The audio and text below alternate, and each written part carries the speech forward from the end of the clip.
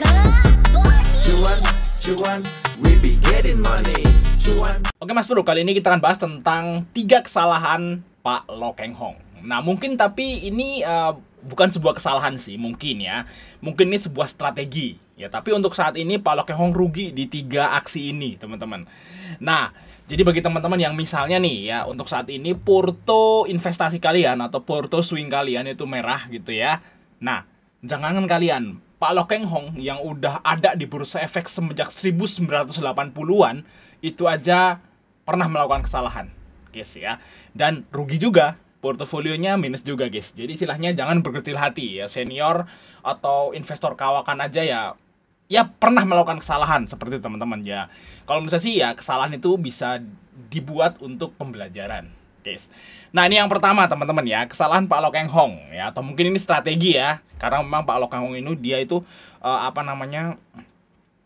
kalau misalnya dia nyimpen saham itu mungkin range-nya lama gitu ya, napasnya panjang gitu ya, mungkin seperti itu juga bisa, guys. Nah, yang pertama adalah di aksi jual Petro. Nah, ini adalah kesalahan yang pertama, teman-teman, dari Pak LKH, yaitu aksi jual Petro. Nah, Pak Lo Keng Hong itu punya 15% saham Petro di tahun 2022, teman-teman.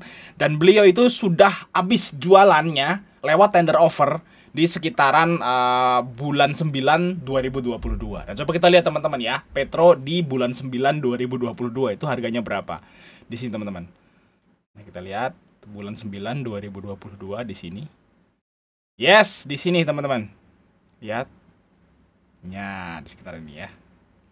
Berarti Pak Lo Keng Hong itu ngejual Petro mungkin sekitaran 300-an rupiah, teman-teman. Petro. Nah, Pak Lo Keng Hong itu memang punya Petro itu di di harga 100 perakan. Waktu itu Pak Lo Keng Hong itu kalau nggak salah saya pernah baca itu dia beli pas pandemi, teman-teman. Ya mungkin dari 100 dijual ke 300. Jadi udah multi bagger sebenarnya untuk Pak Lo Keng Hong. Udah cuan 200% lah di saham Petro kayak gitu. Nah, cuman guys, setelah Pak LKH jual, nah waktu itu kan terjadi aksi tender offer dan ya peralihan saham ya dari Indi ke grupnya PP, guys. Ya dari grup Indika ke grupnya Pak PP ya, mungkin itu yang nggak perhitungan oleh Pak Lo Keng Hong. Padahal kalau misalnya Pak Lo Keng Hong itu AVG-nya 100 rupiah, sekarang harganya udah sempat nyentuh hampir 5.000, teman-teman. Luar biasa ya. Jadi Pak Lo Keng Hong beli di sini, jual di sini. Padahal, nah ini jual Pak Lo Keng Hong tuh di sini, teman-teman. Di sekitaran ini, guys, tuh. Nah, di sekitaran ini, nah 300-an lah ya. Nah, ini jualnya Pak Lo Keng Hong di sini. Petronya sampai di sini dalam waktu ya 3 tahun lah, guys. Nah, itu kalau misalnya sih ya mungkin memang rezekinya udah segitu. Ya is oke kayak gitu, guys ya. Tapi ya ini andai saja Pak Lo Keng Hong itu ngehold sampai hampir 5.000 tersebut, mungkin cuannya itu bisa nyembus 1 triliun, teman-teman ya. Luar biasa. Nah, itu yang pertama, teman-teman ya, untuk Pak Lo Keng Hong. Terus yang kedua adalah beli BMTR. Nah, ini kesalahan kedua Pak Lo Keng Hong ya, tapi nggak tahu ini mungkin strategi, yaitu beli BMTR di tahun 2020, teman-teman. Kita lihat di sini, guys. Nah, Pak Lo Keng Hong waktu itu, bagi teman-teman yang ngalamin pandemi pasti ini hal yang menghebohkan, teman-teman. Kalau teman-teman tahun 2020 itu udah di saham, ini adalah berita yang sangat heboh waktu itu. Pak Lo Keng Hong beli saham Haritano ya di harga 200, guys. Di sini ya, tuh. Nah, nih, guys, 200 rupiah. Jadi AVG Pak Lo Keng Hong di BMTR tuh 200 rupiah. Nah, kalau kita cek sekarang, teman-teman, BMTR, Pak Lo Keng Hong masih pegang sampai saat ini. Jadi dari tahun 2020 sampai sekarang nih 2025, 5 tahun, teman-teman, Pak Lo Keng Hong masih pegang full 6,53%. Di AVG-nya 200, sesuai dengan artikel ini, teman-teman. Nah, kita lihat BMTR.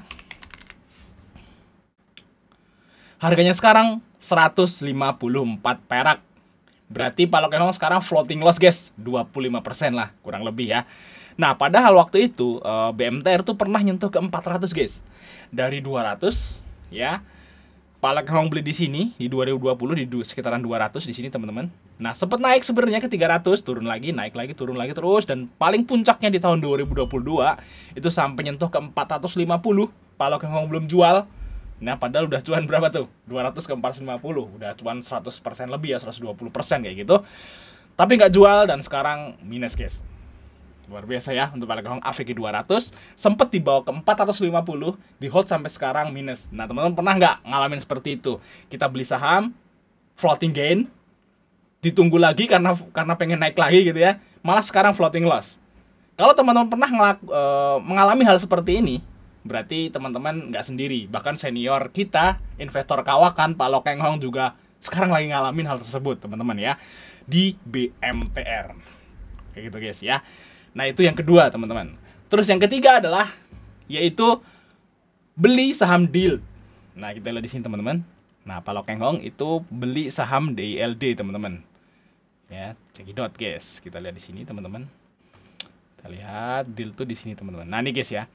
Pak Lokeng Hong mendapat cuan dari capital gain 52,30% dari saham DILD. Ya, sejak pertama kali beliau membeli saham di sekitaran 10 Agustus 2022. Nah, kita cek, apakah Pak Lokeng Hong masih pegang saham DILD? Nah, sampai saat ini Pak Lokeng Hong masih pegang saham DILD, yaitu 6,6%. Sampai saat ini, detik ini saya buat video, yaitu tanggal 10 bulan 3 2025, teman-teman. Masih pegang saham DILD 6,62% yang beliau beli di tahun 2022, guys. Nah, AVG-nya berapa nih? 147. Nah, kita lihat teman-teman saham DILD ya. DILD di sini.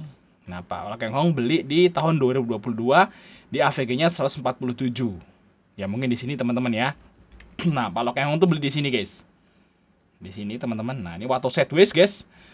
Ini sideways lama banget ya di sini teman-teman, di sekitaran 145, 147. Nah, Pak Lokeng Hong beli di sini. Nah, habis itu dia floating gain. Cerot gitu pas ini waktu itu beritanya mencuat, Lokeng Hong masuk ke DILD. Nah, itu langsung tuh sahamnya arah shred. Nah, terus saya ini naik lagi cepret sampai ke harga 286 bagger, guys. Pak Lokeng Hong tuh sempat dapat bagger ya di saham DILD di sini, teman-teman. Tapi beliau masih hold sampai sekarang dan akhirnya floating loss. Nah, ini kesalahannya mirip sama dengan BMTR, teman-teman. Ya, saya nggak tahu ini sebuah kesalahan atau enggak. Yang pasti Pak Lokeng Hong habis beli saham naik floating gain, ya nggak di TP sama dia, nggak di TP karena sekarang dia masih pegang dan di hold sampai sekarang dan akhirnya sekarang masih minus. Ya mungkin Pak Lokeng Hong itu ngarahnya 10 tahun ke depan maybe, saya juga nggak tahu karena ini kan ngeholdnya baru, kalau BMTR baru 5 tahun, kalau DILD baru 3 tahun. Nah, mungkin mau nunggu sampai 10 tahun maybe kayak seperti itu juga saya nggak tahu, teman-teman ya. Tapi saat ini saya bikin video ya, Pak Lokeng Hong floating loss di saham ini dan tadinya floating gain. Kayak gitu guys ya.